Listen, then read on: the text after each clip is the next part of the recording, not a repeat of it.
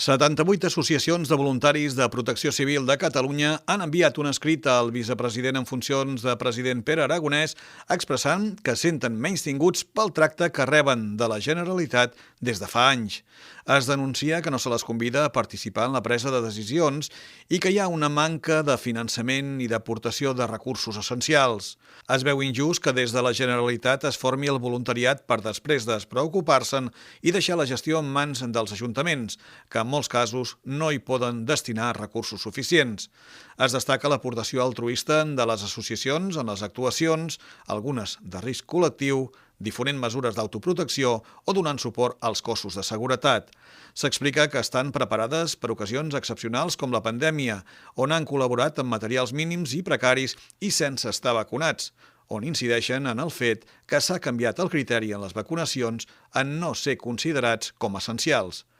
Explicada la situació, es demanen una sèrie d'accions com el reconeixement com a personal essencial, ajudes i subvencions, acords per desenvolupar tasques pròpies i no adjudicar-les a tercers, representació al Centre de Coordinació Operativa de Catalunya, una taula de diàleg amb la Direcció General o més places per cursos bàsics. Des de l'àrea de governació de l'Ajuntament de l'Escala, de qui depèn el voluntariat local, s'entenen aquesta posició i les reivindicacions.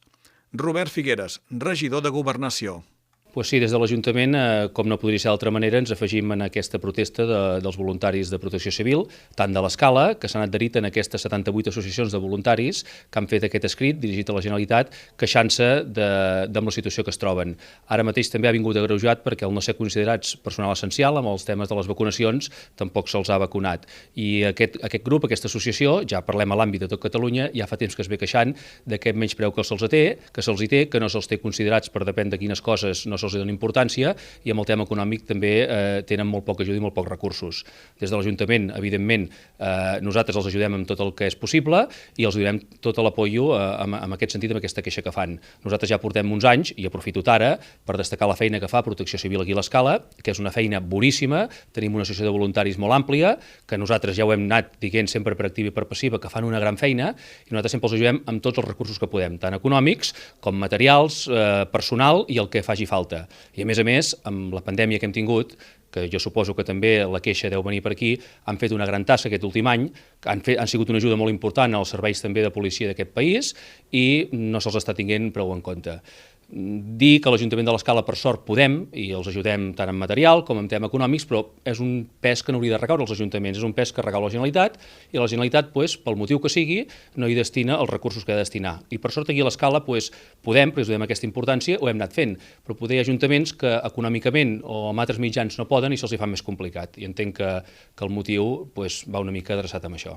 Aquest és un cas semblant al dels bombers voluntaris, on l'Ajuntament de l'Escala ha hagut d'intervenir quan no li tocava. Sí, i això que estem explicant ara dels voluntaris de Protecció Civil de l'Escala va molt lligat amb el que vam explicar ara, em sembla que fa un anyet, amb els bombers voluntaris d'aquí a l'Escala, que és el mateix. Recordar que ara aquest últim any hem fet unes obres de millora al parc de bombers d'aquí a l'Escala, el parc, recordar, de bombers voluntaris d'aquí a l'Escala, recordar que el terreny és municipal i el vam cedir a la Generalitat que va construir aquest parc. Per tant, el tema manteniment de les instal·lacions i tant dels materials que fan servir els mitjans sempre va a càrrec de la Generalitat. Feia 25 anys, 30, que no s'hi feia res i el parc estava en unes condicions molt precàries. Ells havien de dormir, fer les guàrdies allà i pràcticament dormien en matalassos a terra, no tenien cuina, no hi havia calefacció,